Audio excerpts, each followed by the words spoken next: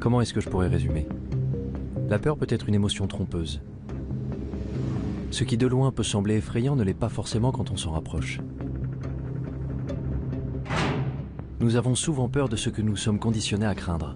Les gens derrière les masques, les endroits inconnus et sombres. Fais gaffe, on ne doit voir que moi et le conteneur dans le cadre. A priori, ma mission était loin d'être compliquée. Décrire le Darknet en 3500 mots.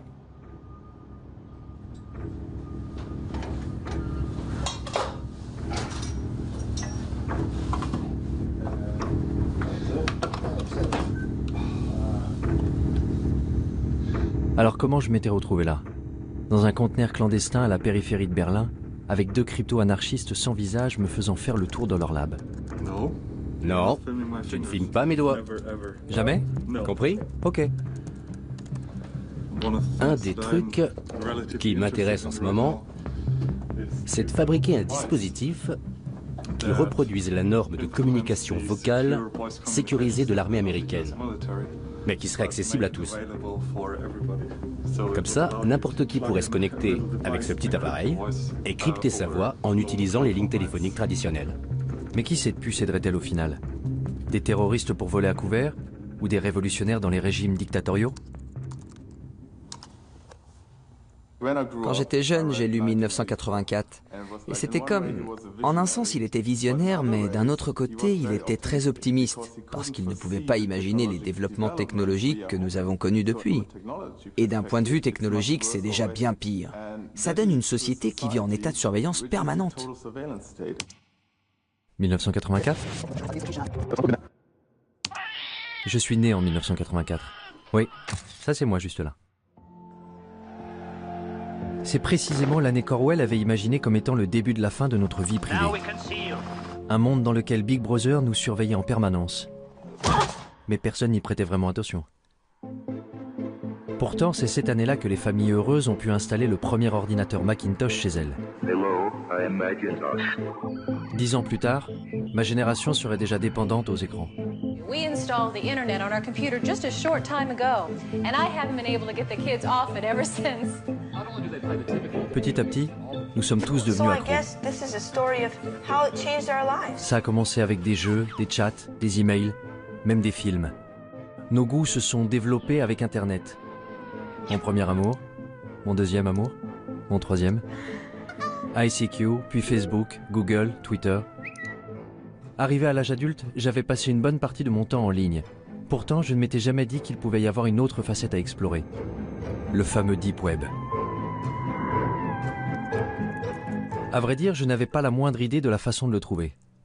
Donc j'ai commencé comme tout le monde, par une recherche sur Google.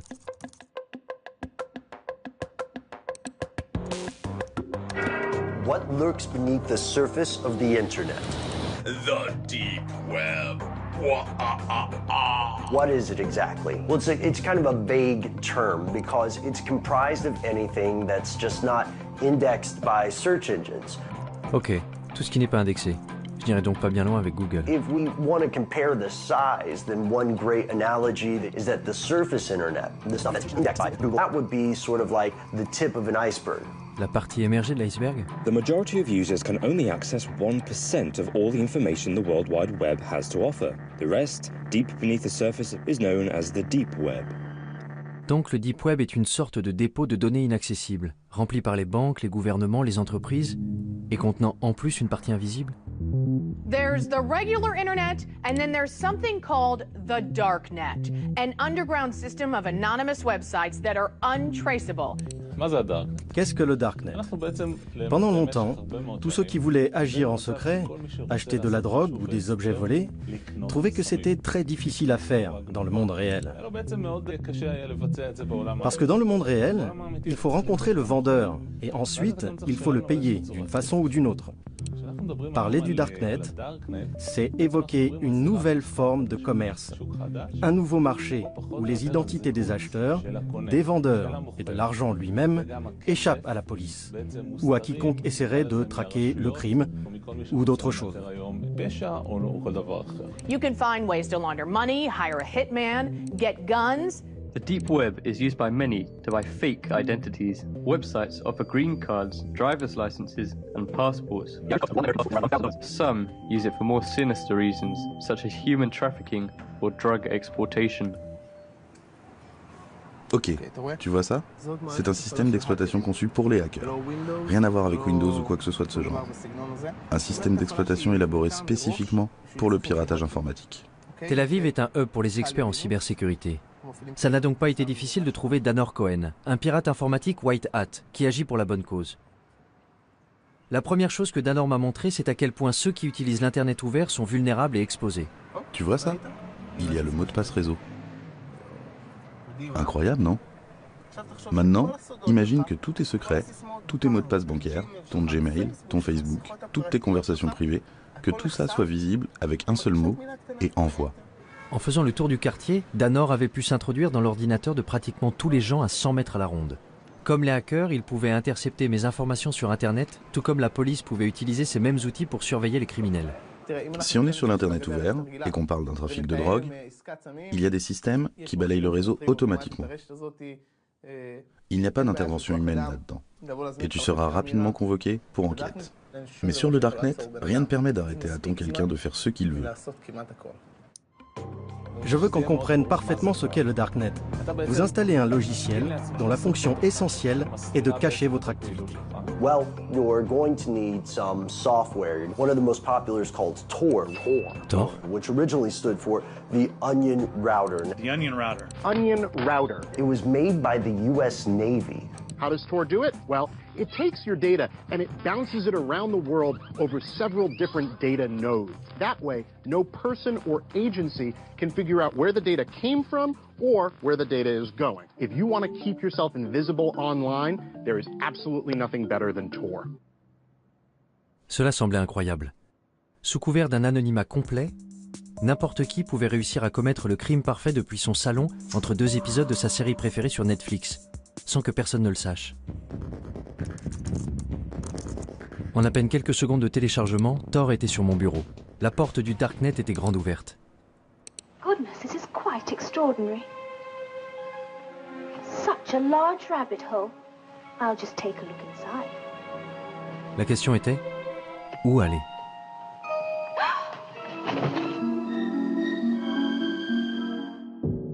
Mon premier arrêt a été le wiki caché. Ce n'était pas vraiment différent d'une page Wikipédia classique, seul le contenu était un peu plus... enfin, je sais pas, voyez vous-même. Des drogues, beaucoup de drogues. De l'herbe, de la cocaïne, de l'héroïne, de la méthamphétamine en cristaux. L'anonymat est quelque chose de très difficile et de rare à obtenir. Et pour cela, Tor est ce qu'il y a de mieux. Si je devais faire quelque chose d'illégal, j'utiliserais Tor pour le faire. Et la liste s'allonge avec des tueurs à gages, des offres pour éliminer des hommes politiques. 58 000 € pour tuer un journaliste? Comment? C'est tout ce que je vaux? Les portes sont grandes ouvertes. Rien ne peut vous arrêter. Il n'y a pas de loi, pas d'ordre, pas de justice, rien. C'est pour ça que Tor est dangereux. Très dangereux. Les drogues et les armes n'étaient pourtant que la surface du Darknet. Il y avait de nombreux groupes et forums communautaires pour satisfaire les désirs les plus sombres de l'humanité. Les néo-nazis y avaient évidemment fait leur place. Ensuite, il y avait ceux qui donnaient dans la torture animale. Les 10 principales raisons de tuer un gosse, mon Dieu, de la pédophilie. L'endroit le plus bizarre que j'ai trouvé, ça doit être le Cannibal Café, au service de l'humanité. Ah ouais? Vraiment? Je peux vous raconter des réunions avec des officiers de police où ils s'arrachaient les cheveux. On ne sait pas quoi faire avec ce truc. C'est un cauchemar. Un Sodome et Gomorrhe virtuel moderne. Ça ressemblait vraiment à un cauchemar. Si les règles du jeu changeaient, comment faisait la police pour rattraper ce retard? Et avait-elle au moins une chance de pouvoir le rattraper? Ça tourne? Je peux commencer? Je suis curieux de savoir comment le Darknet a changé l'apparence du crime. Le visage du crime a changé. Aujourd'hui, on voit que le crime passe de plus en plus du monde physique au monde en ligne. Pourquoi? Tout simplement parce que les gens ont tendance à croire que dans le monde en ligne, ils sont plus anonymes et peuvent commettre des crimes sans se faire prendre. Si vous allez sur le Darknet, et je suppose que vous l'avez fait, vous trouverez des gens qui cherchent à acheter X, Y ou Z, qui sont pour la plupart des choses dont la possession et la vente sont illégales. Ça peut être des drogues, des armes, de la pédopornographie, des logiciels malveillants ou encore certains services, à commencer par les virus informatiques, les hackers alloués et ainsi de suite, jusqu'au meurtre. La liste des cybermenaces s'est allongée tant et plus. Mais je me demandais, est-ce que cacher son identité en ligne est un crime en soi? Concernant cette question de l'anonymat, vous considérez que c'est quelque chose de mal, quelque chose de bien, ou ça vous est égal? Vous savez, notre travail consiste à faire respecter la loi. En Israël, le travail qui consiste à établir les normes sociales est du ressort des législateurs. Je ne pense pas que ce soit à moi de dire si une personne doit pouvoir être anonyme. Je peux dire que l'anonymat pousse les gens à croire que s'ils commettent un crime, on ne les attrapera pas. Et c'est une erreur. Ce n'est pas vrai. Alors penser qu'on pourrait absolument tout planquer en ligne serait illusoire? La police pouvait-elle vraiment trouver n'importe qui se cachant dans le Darknet? Il m'a fallu poser un certain nombre de questions intrusives et embarrassantes avant que je trouve quelqu'un de ce monde numérique souterrain qui accepte de me rencontrer en personne. Mais où se rencontrer dans la vraie vie? J'avais peut-être vu trop de films, mais un entrepôt abandonné me semblait approprié. Je suis quelqu'un de très normatif, c'est vrai. J'ai même l'âge d'être grand-mère. Le fait que ce soit sombre et tout ce qu'ils disent à propos de la pornographie et des drogues, mais au final, c'est juste un moyen. C'est un marché comme un autre, un marché noir, mais c'est juste un moyen. Je vois ça comme quelque chose de très positif, tant que vous restez fidèle à vos principes. Vous ne me verrez pas chercher de la pornographie ou des sites de paris en ligne, parce que ça ne m'intéresse pas. En revanche, des tueurs à gages, peut-être. J'étais furieuse de ne pas pouvoir acheter là où je voulais un produit que je voulais. J'ai fait une recherche sur Internet et j'ai appris l'existence du navigateur Tor. J'y suis allée et j'ai vu par moi-même. C'est un monde fascinant. C'est une poudre qu'on utilise pour faire du hash soi-même. Beaucoup de gens le font. De la cocaïne? De la cocaïne aussi. Les médecins prescrivent bien de la Ritaline. Pourquoi commander de la cocaïne illégalement? C'est ce qui vous met en colère? Il n'y a pas de raison d'être en colère, c'est une vitrine. Ils ne font que montrer leurs marchandises. Et bien sûr, Shoshi n'était pas du tout telle que je l'avais imaginée. Elle ressemblait plus aux amis de ma mère qu'à quelqu'un qui utilisait le Darknet. Allez, ça ne vous fait quand même pas un peu peur? Ce n'est pas effrayant. Ce qui est effrayant, c'est ce que vous en faites. Vous pouvez faire de mauvaises choses avec, c'est vrai, mais le Darknet en tant que tel n'est pas effrayant. J'ai tendance à être méfiant vis-à-vis des gens qui me disent qu'il n'y a rien à craindre. Le Darknet n'était-il pas vraiment qu'un marché noir équivalent à eBay? La technologie a toujours eu un double visage, selon l'usage que l'on en fait. Prenez l'imprimante 3D par exemple. Fais descendre l'arme. Roy Cezana en a utilisé une pour imprimer en 3D un revolver dont il avait téléchargé le modèle sur le Darknet. Puis il est entré en douce dans un rassemblement universitaire où il y avait les hommes politiques les plus importants d'Israël. Il a dit que le plus drôle dans tout ça, c'est que tout le monde était debout autour et regardait. Le côté spectaculaire, c'est cette fabrication rapide et personnalisée. C'est ce qu'on appelle le rapid manufacturing en anglais. Autrefois, la production ne pouvait se faire que dans des usines géantes valant des millions de dollars. Aujourd'hui, n'importe qui peut avoir ces machines à la maison. Une imprimante 3D qui peut servir à imprimer un revolver. Les gens ont ça chez eux. Mais ce n'est pas donné à tout le monde d'imprimer une arme à feu aussi facilement. Il faut télécharger le plan quelque part. Et d'où vient le plan? Il vient du Darknet. Une fois que quelqu'un a téléchargé le plan, il peut le regarder à l'écran et décider de déplacer le percuteur ici, la gâchette là, et concevoir une arme légèrement supérieure. This is called the lower receiver. This doesn't have a serial number and it doesn't require a background check. Et s'il se rend compte qu'il a créé une arme supérieure à l'original, que fera-t-il? Il téléchargera son plan sur le réseau. This is a ghost gun. Ce à quoi nous assistons, c'est à une tendance de déqualification, une diminution des compétences nécessaires pour atteindre un certain objectif. Vous voulez synthétiser des composés chimiques chez vous? Sur Internet, vous pouvez télécharger la procédure qui va indiquer à l'imprimante comment mélanger les produits pour déclencher une réaction chimique et fabriquer de la morphine, du Valium, de la marijuana ou de la poudre de cyanure. Une simple machine fera ça toute seule chez vous. Mais je vais vous montrer un autre aspect des choses.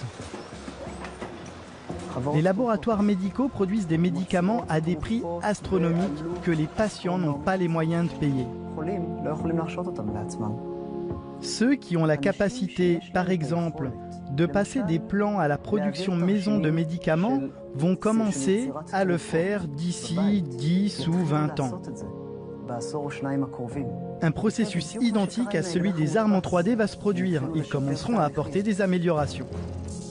Tout le monde sur Terre prendra part à cette révolution géante de l'échange d'informations et de l'association de nouvelles idées. Le Darknet peut être le lieu où toutes les vieilles idées se mélangeront les unes aux autres.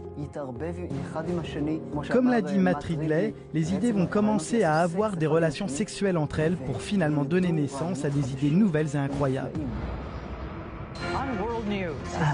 Cette exploitation de nouvelles idées n'a pas lieu en utilisant les voies traditionnelles de l'information, car les véritables grandes luttes passent toujours par la destruction créatrice. Et c'est là toute l'importance du Darknet, qui fournit un moyen de canaliser l'information. Et cette information peut engendrer une révolution. Les révolutions se préparent en secret. Est-ce que ce n'était pas précisément le genre de choses que les pouvoirs en place voulaient généralement empêcher? Le Darknet avait déjà attiré l'attention du gouvernement américain. The FBI has effectively smashed the Hornet's nest, and we are in the process of rounding up and charging the Hornets. Et le Pentagone avait fait venir ici une équipe pour recenser les activités illégales du forum. Alejandro et Amanda faisaient partie de cette équipe.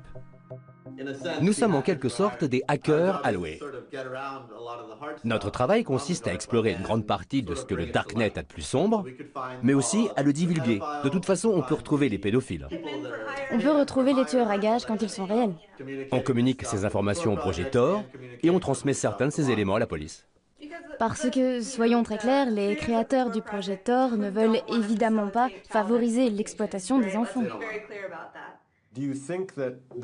Vous croyez que certaines choses méritent de rester cachées, ou bien est-ce que tout doit être divulgué? C'est une grande question. Je veux dire, d'une certaine façon, je pense que l'anonymat est extrêmement important. Je pense qu'il y a certaines choses que...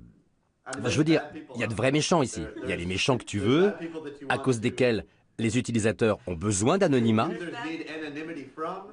Et puis, il y a ceux qui utilisent l'anonymat pour de mauvaises raisons. Je pense vraiment que l'anonymat est important. Je ne suis pas pour la suppression totale de l'anonymat. Mais pourquoi l'anonymat est-il important? Eh bien, à cause de... Du droit à la vie privée. Oui, le principe du droit à la vie privée. Et dans quel but? Pourquoi on en a besoin? L'exemple classique que le projet Tor utilise presque toujours pour illustrer ça, ce sont les régimes oppressifs. Et ce n'est pas un exemple théorique. L'histoire montre qu'à chaque fois qu'il y a un progrès révolutionnaire, ça commence toujours de façon clandestine. Quand j'y pense, je me dis que si, disons dans le cas d'un scénario futuriste et apocalyptique, si mon gouvernement s'en prenait à moi et que je veuille par exemple entrer en rébellion, je voudrais que quelque chose de ce genre existe. C'était vraiment la dernière chose que j'aurais pensé entendre venant d'un employé du gouvernement américain. Entendre que, bien qu'enfoui au fin fond de leur cerveau, il y avait un scénario digne d'Orwell. Le genre d'idée qu'on prête davantage aux anarchistes. Instead of privacy, we have permission. It's about control, isn't it? It's about the incremental eradication of freedom. C'est Julia Touriansky, une propagandiste anti-étatique autoproclamée. Don't police me. Statism is death. Mon Dieu. Join me in my love affair with freedom. Vie privée, contrôle, liberté. This is Anarchast. C'étaient les maîtres mots d'un petit groupe qui militait pour de nouvelles alternatives face à un système défaillant. Les gens ont très facilement peur de la nouveauté. Et ça, ce sont des idées nouvelles. Hacker, anarchiste, darknet, des mots qui sonnent louches. Voici les crypto-anarchistes, la branche d'un petit groupe de technophiles qui s'est constitué au tout début d'Internet, les cypherpunks, où cypher signifie chiffrement. What is a cypherpunk? What do you guys stand for? Cypherpunks are cryptography activists. We believe in personal privacy for everybody. Ce sont les cypherpunks qui ont été à l'origine de la toute première version d'un darknet, ce qu'ils avaient appelé le blacknet. Americans are not prepared to face the fact that they're living in an electronic police state. Si quelqu'un pouvait compléter mes informations sur le darknet, c'était forcément eux. Tous étaient rassemblés à l'Institut de crypto-anarchie dans le centre de Prague.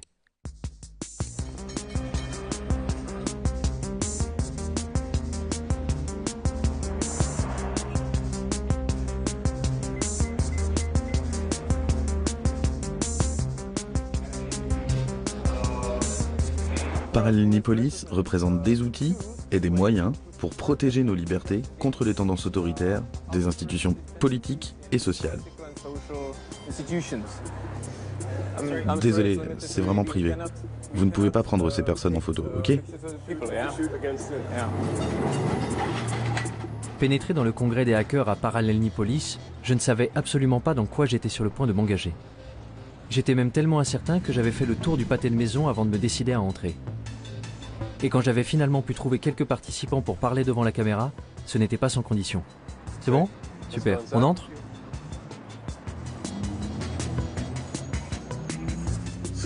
Bon, quand vous serez prêt, vous pourrez vous asseoir. Pourquoi ce masque? Pourquoi ce déguisement? Eh bien, je pense qu'aujourd'hui, il est très important de protéger sa vie privée. Et vous savez, il y a beaucoup de reconnaissance faciale dehors. On vit à une époque où les algorithmes informatiques automatiques recherchent les visages dans tous les médias. Et je ne veux vraiment pas que mon visage me suive partout où je suis. Si tu veux me rencontrer, si tu veux me voir, viens me voir en personne. Les médias, c'est pas mon truc. Alors comment est-ce que tu parles de toi? Quelle est ton identité? Eh bien, dans le contexte d'aujourd'hui, appelle-moi Smuggler. Et ta mère, comment t'appelle-t-elle? Ça, je ne te le dirai pas. Demande à ma mère. Fondamentalement, la raison pour laquelle nous voulons le respect de la vie privée, c'est parce que cela permet une action humaine libre, conforme à notre propre volonté. L'homme se développe quand il utilise son propre esprit et fait ses propres choix, bons ou mauvais, et qu'il en assume les conséquences. Voilà comment on grandit. Tu dois être capable de te planter sans te faire démolir. Mais quand quelqu'un te surveille, quand tu dois avoir peur, si tu dois baisser la voix pour parler de certaines choses, tu empêches le développement de l'homme, l'évolution de l'homme. Je pense que de nos jours, il y a une forme de totalitarisme beaucoup plus subtile. Dehors, tu as toutes ces libertés. Tu peux porter ce que tu veux, tu peux faire ce que tu veux, tu peux être gay. Tout va bien, parce que tu sais, nous sommes des gens libres.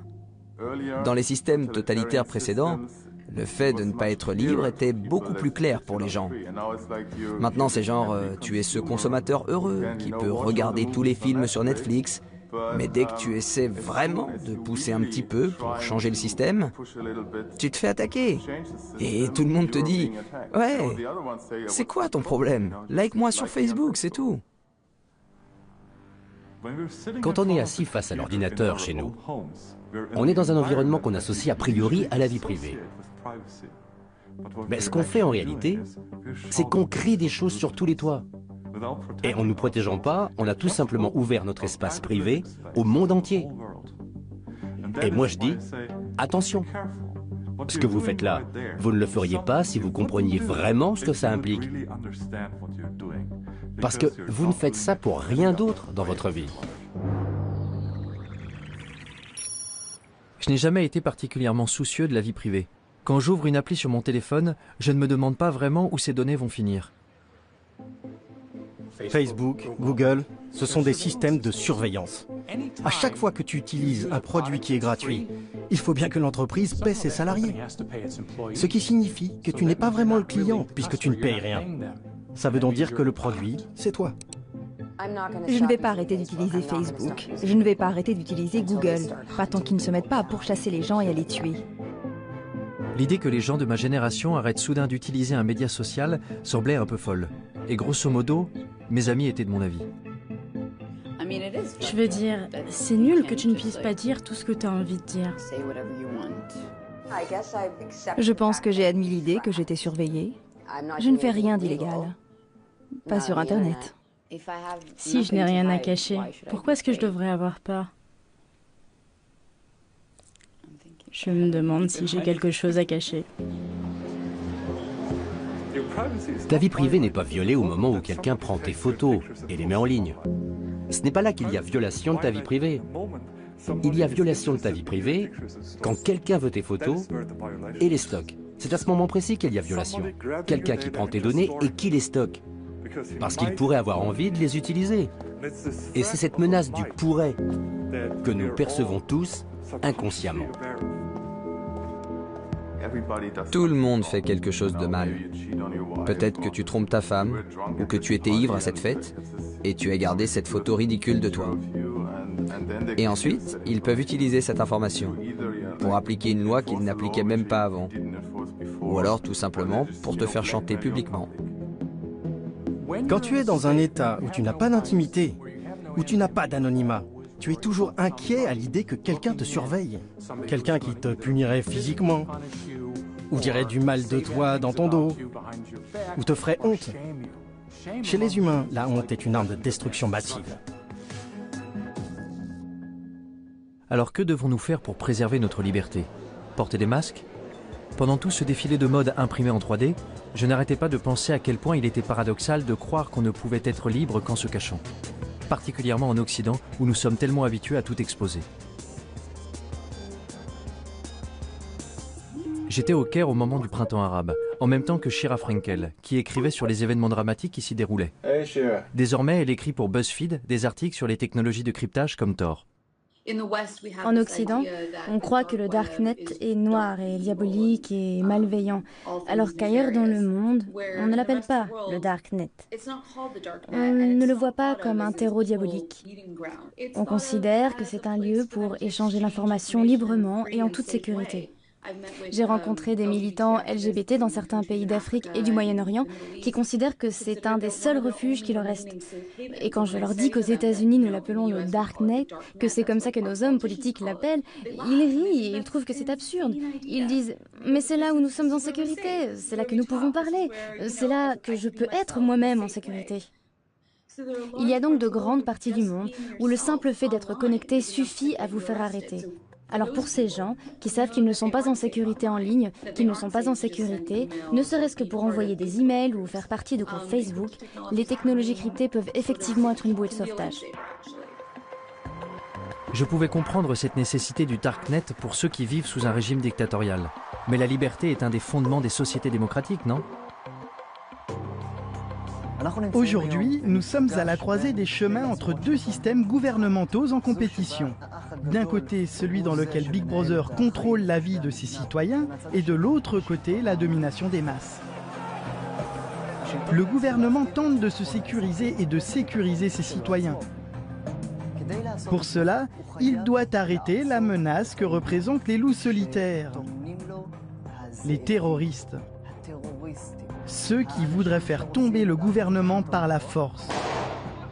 Et parfois aussi, ceux qui veulent le faire tomber sans faire usage de la force. Le peuple exige la justice sociale.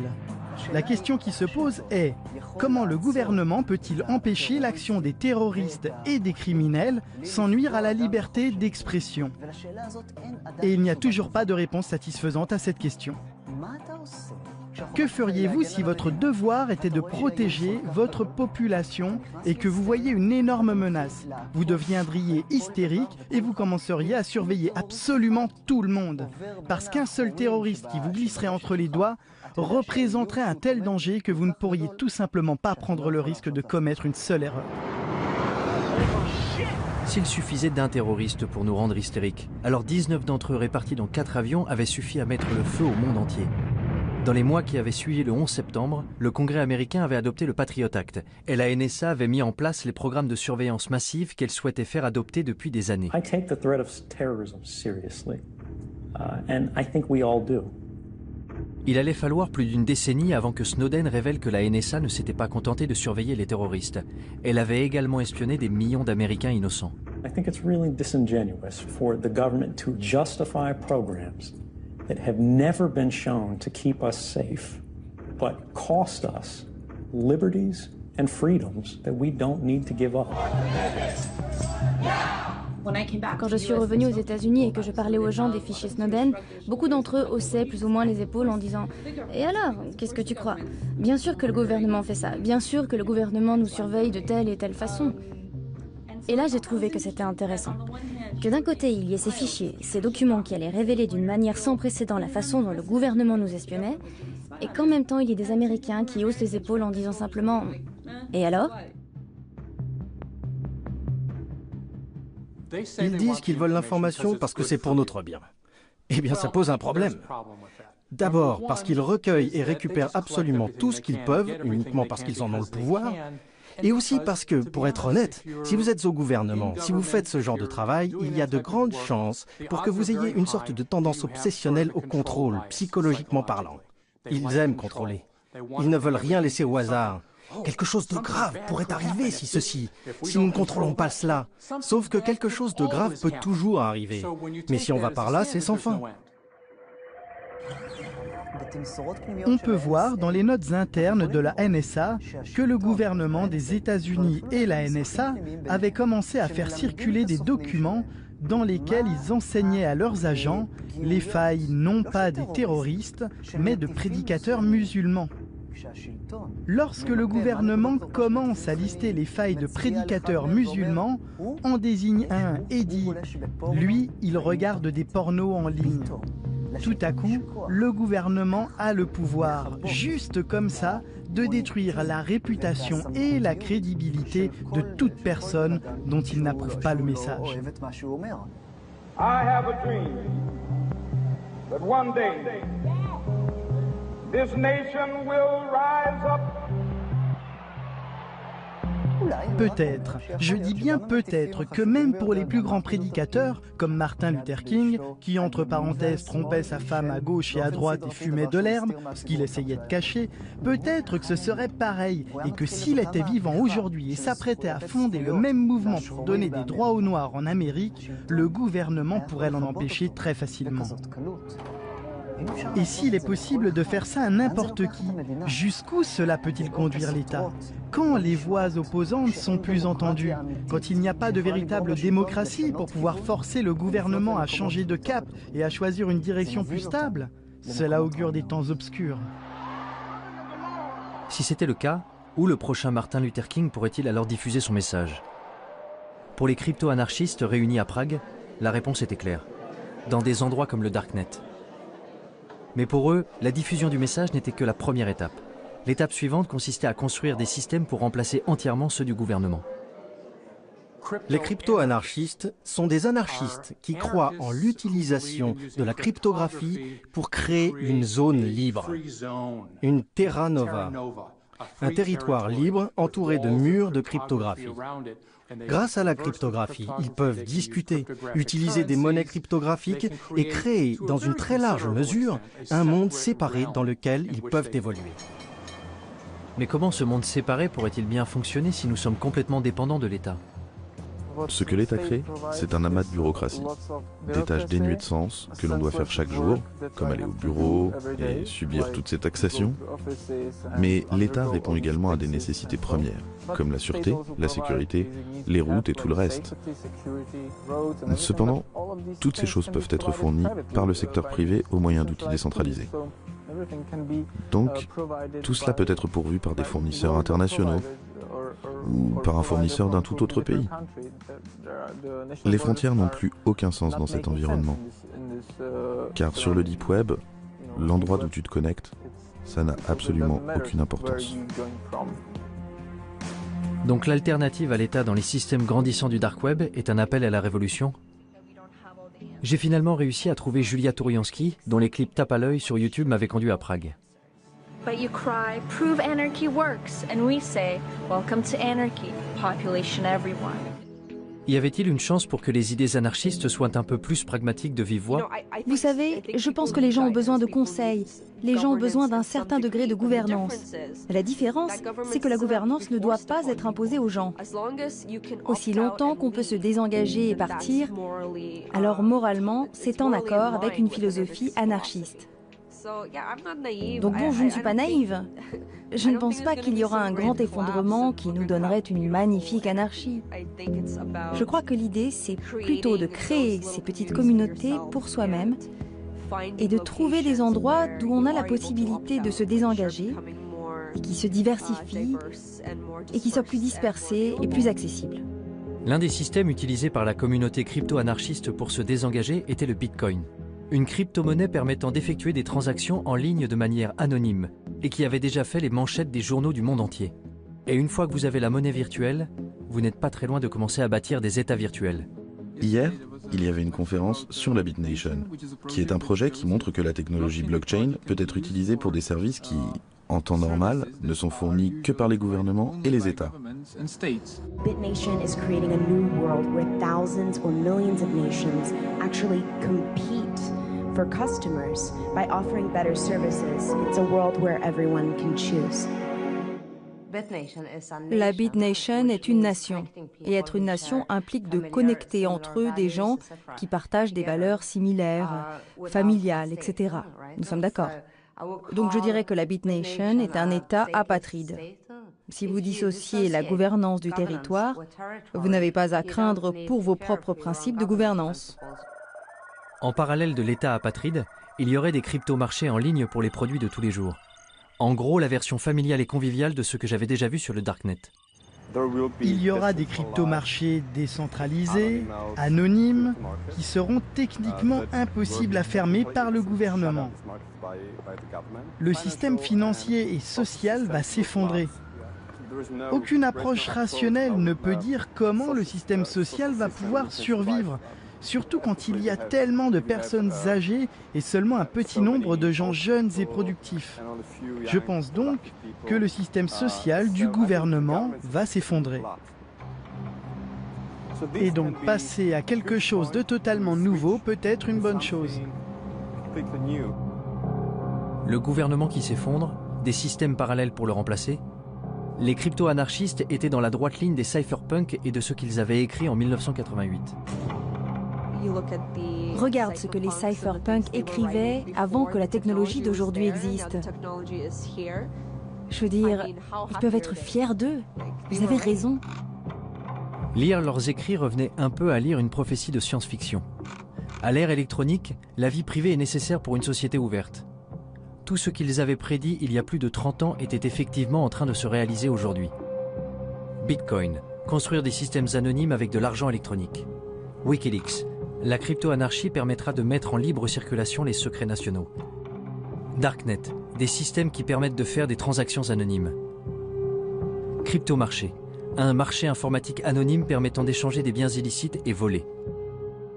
Ils avaient même prédit la façon dont les gouvernements répondraient à ces développements. L'État essaierait de ralentir la propagation de ces technologies au nom de la sécurité nationale. Chaque fois que quelqu'un fait quelque chose qui protège la vie privée, il ne se passe pas longtemps avant que le gouvernement et les médias officiels brandissent un de leurs arguments à la carte. C'est mauvais parce que terroriste, ou c'est mauvais parce que drogue. Ce sont effectivement de mauvaises choses. Oui, c'est mal d'être un terroriste, mais là, ce que le gouvernement fait, ou ce que les adversaires de la vie privée font en réalité, c'est qu'ils jouent avec notre corde sensible. Ok, voyons.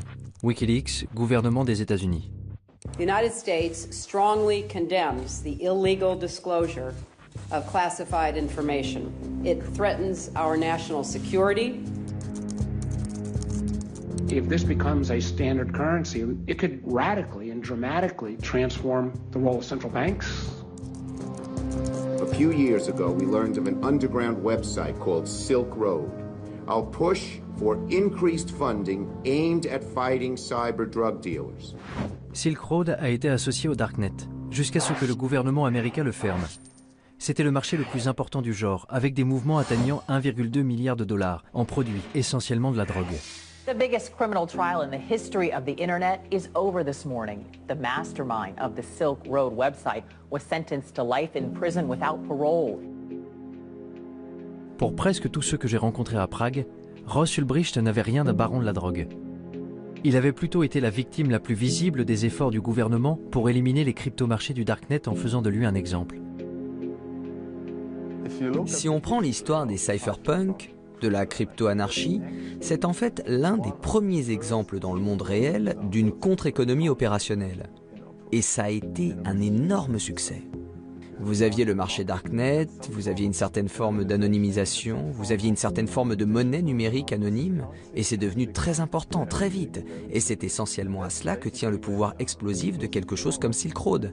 Et je pense que c'est la raison pour laquelle l'État a réalisé que c'était vraiment menaçant. Silk Road menaçait le statu quo.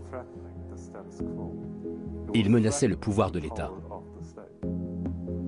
Maintenant, imagine que ça existe pas seulement pour les drogues, mais que ça existe pour la nourriture, que ça existe pour l'énergie.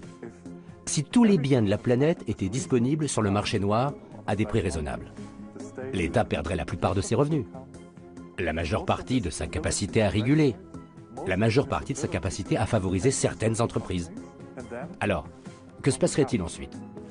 L'État perdrait son pouvoir. Si j'avais le choix, je voudrais que les gouvernements disparaissent. Si j'avais le bouton rouge qui dit tous les gouvernements, tous les États, tous les organismes obligatoires disparaissent immédiatement, j'appuierais tout de suite sur ce bouton. Plus d'État, plus d'administration centrale ou de banque. Que se passerait-il si on appuyait sur le bouton rouge? Un chaos absolu? Ou un nouveau départ? Je quittais Prague avec l'impression de revenir du futur. Mais un réveil brutal m'attendait dans le présent.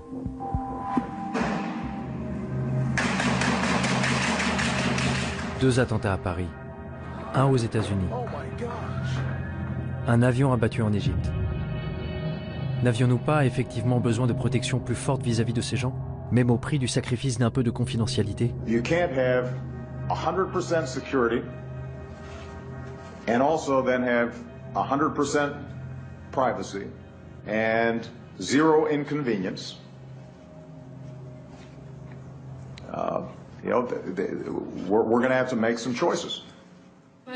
J'étais à Washington il y a quelques mois et j'ai parlé à de nombreux hommes politiques. C'était juste après les horribles attentats de Paris et juste avant l'attaque terroriste de San Bernardino en Californie. Et de nombreux hommes politiques disaient « C'est de la faute du Darknet, c'est de la faute de Tor et c'est de la faute des technologies de cryptage ». Cette semaine-là, il y a eu de nombreux reportages dans la presse sur la façon dont les terroristes impliqués à Paris avaient communiqué entre eux et avec les dirigeants d'ISIS en Iran ou en Syrie par l'intermédiaire de Tor. The dark web. The US believes ISIS and others are now using the most covert part of the online world to recruit fighters, share intelligence, and potentially plan real-world attacks. Et dans les semaines qui ont suivi, il s'est avéré que non seulement ils n'avaient pas utilisé la technologie cryptée, mais qu'ils avaient même échangé des SMS entre eux. Je pense que pour les hommes politiques, rejeter la faute sur le dark web est vraiment un moyen facile pour se laver les mains d'un échec des services de renseignement. Pourquoi dire « nous avons raté un SMS » ? Pourquoi dire « nous avons raté un coup de fil » quand on peut dire « non, non, tout ça s'est passé sur le dark web. Nous n'avions aucune chance de connaître les horreurs qui allaient se passer. » C'est un joker pour dire « nous n'avons rien raté ». C'est facile de prendre le Darknet comme bouc émissaire, de dire que s'il n'existait pas, nos vies seraient plus sûres, mieux protégées. Mais le Darknet a toujours existé sous une forme ou une autre. Je vais vous parler de la première fois où je suis entré sur le Darknet. J'avais 4 ans, et à chaque fois que mes parents ne voulaient pas que je comprenne quelque chose, ils parlaient en yiddish.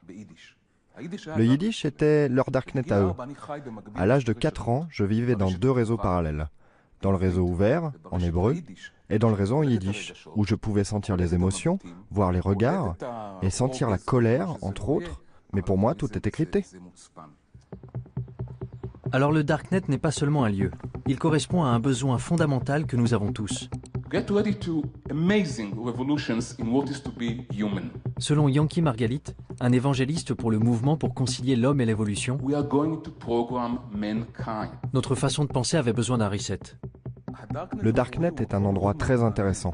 Les gens qui maintiennent le Darknet, ceux qui le construisent, les idéalistes qui en assurent le fonctionnement, sont le genre de personnes qui croient très fortement au droit à la vie privée et à la capacité de le sauvegarder.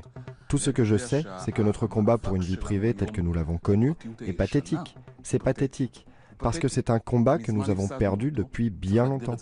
Nous devons complètement le redéfinir. Quand vous prenez ce qui s'est passé au cours de ces quelques dernières années et que vous vous tournez un peu vers l'avenir, vous vous rendez compte que l'espèce humaine est en train de changer. Nous subissons des changements très accélérés.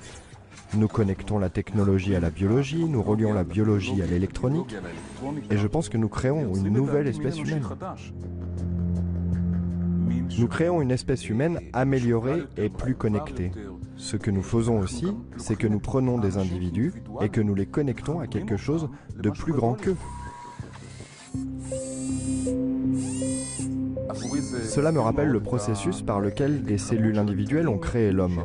Pensez aux cellules qui vous ont créé, aux milliards de cellules qui vous ont créé. Ces cellules ont perdu leur individualité, elles ont perdu leur vie privée. Mais en fin de compte, elles ont créé un être humain. Mon sentiment aujourd'hui, c'est que nous sommes en train de prendre toute l'humanité, exactement comme ces cellules, et nous créons quelque chose de mieux. Lorsque vous construisez quelque chose de cet ordre, quelque chose de plus grand que la somme de ses parties, la question de la vie privée est très intéressante. Parce que savez-vous quelles sont les cellules les plus intimes du corps humain? Les cellules cancéreuses. Ce serait donc ça? La vie privée ne serait pas vraiment morte? Elle présenterait des cellules cancéreuses? Peut-être? Avec le nombre de fous qui se baladent, l'ordre mondial semble trop fragile pour faire confiance à la vision des cypherpunks et des crypto-anarchistes. Particulièrement à ceux qui ne veulent pas montrer leur visage, non?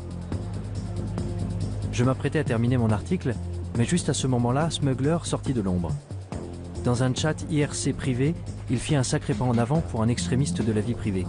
Il me dit que je devrais aller le voir.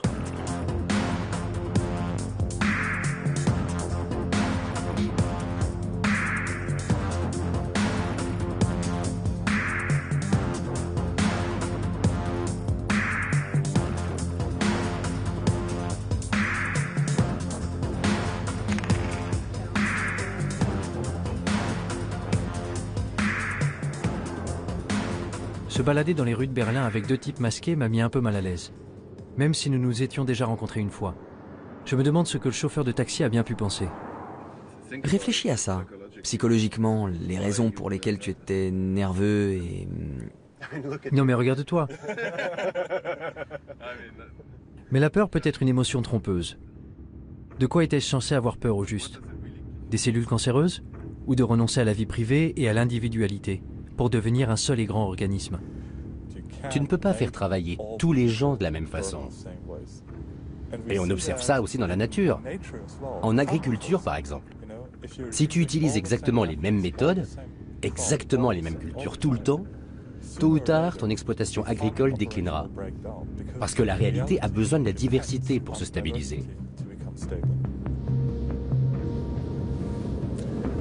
Coupe la caméra maintenant.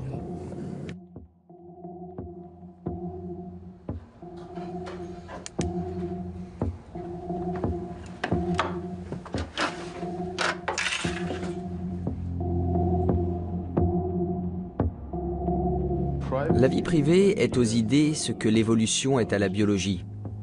Tu sais, pour qu'un écosystème soit sain, il faut des niches locales et il faut une transformation. Il faut aussi différents types d'organismes qui mutent, qui évoluent. Un certain nombre d'entre eux vont mourir, d'autres vont prospérer et globalement, c'est une structure très résistante. C'est la même chose pour une société en bonne santé. Il faut de nombreuses idées différentes et les bonnes vont effectivement survivre. Et si tu penses à ce futur, où toute l'humanité ne serait qu'un seul organisme allant dans une seule direction, il suffit d'un seul bug pour tuer le tout. Et c'est terminé. Game over. Et ce sera pire que nos pires craintes de guerre nucléaire. Je veux dire, rappelle-toi ce que nous avions avec le Troisième Reich en Allemagne. Imagine maintenant le Troisième Reich à l'échelle mondiale et aucun autre pays pour l'arrêter. Quel bordel! Malgré tous nos progrès, malgré tous les avantages de notre monde interconnecté, l'histoire serait tout de même condamnée à se répéter? Nous abordons un futur que nos parents ne pouvaient pas imaginer. Savoir ce qui en ressortira, c'est de la science-fiction. Mais moi, je ne veux pas vivre dans un futur où tout est contrôlé. Chaque bit de technologie, chaque bit d'information, comment il faut construire les choses, ce qu'il faut penser. C'est si énorme que George Orwell doit se retourner dans sa tombe. Parce que je ne crois pas qu'un tel futur sera vraiment durable. Alors à quel moment votre travail sera-t-il achevé? Jamais. Non, jamais. Je veux dire, certaines personnes travaillent pour la surveillance, et nous travaillons pour renforcer l'anonymat. On n'y arrivera jamais, mais c'est un idéal à viser. De plus, même si nous travaillons pour plus de vie privée, ça ne veut pas dire que qui que ce soit va arrêter de travailler pour la surveillance. Donc tant qu'ils travaillent sur la surveillance, nous, on a un travail à faire. Mais certains diraient, je ne sais pas, que vous êtes peut-être paranoïaque. C'est vrai, vous n'êtes pas des criminels purs et durs, vous ne vendez pas de drogue, vous ne... je sais pas... Mais je veux dire qu'il y a beaucoup de... Je crois que toute la discussion... C'est bizarre le tour qu'a pris cette affaire. Que ce soit à nous de devoir nous défendre. Tu sais pourquoi tu as des rideaux dans ton appartement? Pourquoi tu fermes ta porte à clé? Et il y a plein de précédents historiques où des gens ont été tués à cause de données les concernant qui avaient été recueillies. Tu sais, c'est ce qui s'est passé pendant le Troisième Reich. Ce qui s'est passé dans les années avant même que le Troisième Reich existe, c'est que beaucoup d'États-nations exigeaient l'enregistrement des citoyens. L'une des choses que de nombreux États, comme les Pays-Bas, la Belgique, la France, l'Allemagne, exigeaient, eux, c'était que tu indiques ta religion. Les nazis sont arrivés et ils ont pris ces registres pour les fouiller. Donc quand l'Allemagne a envahi les autres pays, ils n'avaient plus qu'à fouiller les registres et à tuer les personnes de la mauvaise religion. Aucun pays ne se doutait que ça pourrait être un problème 10 ans plus tard. Et pourtant, ça en a été un sacré. La plupart d'entre eux ne l'auraient jamais cru. Il faut se rendre compte qu'on ne peut pas réellement savoir de quoi l'avenir sera fait.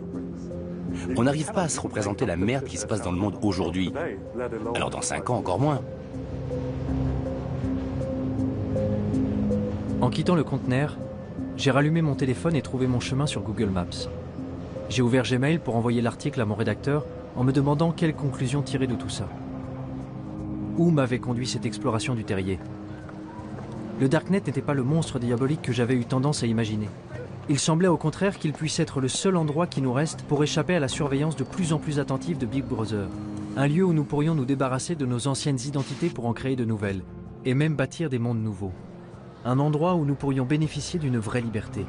Ce n'est qu'à ce moment-là que je repensais à ce que m'avait dit Smuggler quand j'ai quitté le conteneur. Que la plupart des gens ne cherchent pas du tout une liberté réelle. Ce qu'ils veulent, c'est avoir juste assez de liberté pour se sentir bien.